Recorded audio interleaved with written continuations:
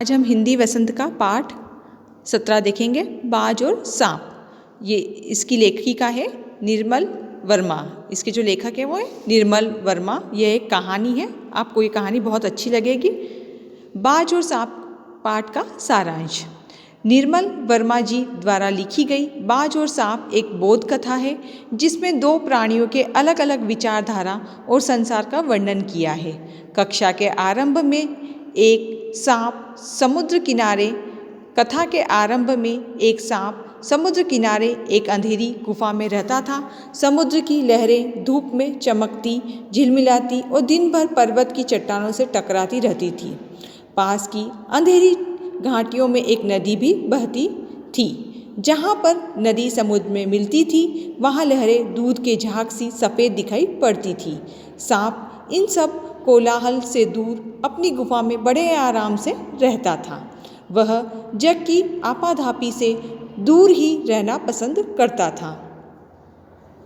एक दिन देवयोग से आकाश में उड़ता हुआ घायल बाज सांप की गुफा में आ गिरा। पहले तो सांप डर गया, फिर घायल बाज की स्थिति देखकर उसने उसके पास गया। बाज ने सांप से कहा कि जीवन की आखिरी घड़ी आ गई है।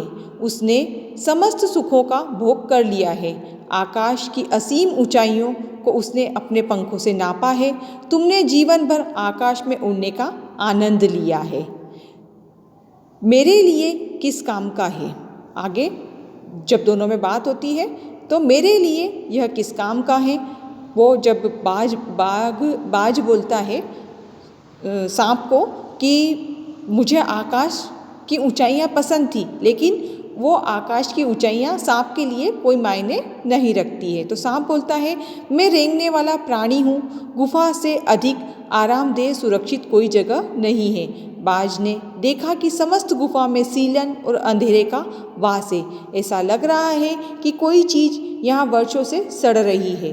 बाज ने कहा कि आकाश में एक बार आकाश में उड़ पाता। सांप ने उसे हौसला बंधाया कि हो सकता है कि तुम्हारे पैरों में इतनी ताकत बाकी हो कि तुम आकाश में उड़ पाओ। एक बार फिर कोशिश करो।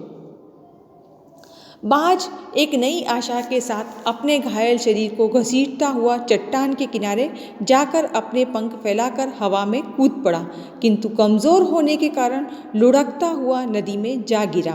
लहरों ने उसे उठाकर सागर में बहा दिया। बहुत देर तक सांप बाज की मृत्यु और उसके आकाश के प्रति प्रेम के संबंध में सोचता रहा। उसने सोचा कि मैं भी आकाश की ऊंचाइयों को नापूंगा। कम से कम एक बार मैं भी आकाश का स्वाद चख लूं। यह सोचकर सांप ने शरीर को सिकोड़ा और रेंग कर अपने को आकाश की शून्यता में छोड़ दिया। क्षण भर के लिए सांप का शरीर बिजली की लकीर सा चमक उठा, किंतु उसने जीवन भर रेंगना सीखा था। वह उड़ न पाया और धड़ाम से पत्थर पर जा गिरा। देवयोग से उसकी जान बच गई। वह सोचने लगा कि बाज अभागा था, जिसने आकाश की आज़ादी को प्राप्त करने में अपने प्राणों की बाजी लगा दी। थोड़ी देर बाद सांप ने चट्टान से धीमा संगीत सुना कि लहरें मधुर स्वर में गीत गा रही है कि तुम अमर हो, तुमने अपना जीवन बलिदान कर दिया। लेकिन लकीर सी चमक उठा, किंतु उसने जीवन भर रेंगना सीखा था। वह उड़ न पाया और धड़ाम से पत्थरों पर जा गिरा।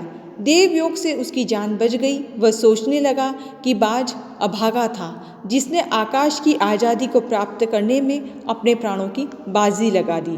थोड़ी देर बाद सांप ने चट्टान से धीमी संगीत सुना कि लहरें मधुर स्वर में बाज के लिए गा रही है कि तुम अमर हो, तुमने अपना जीवन बलिदान कर दिया।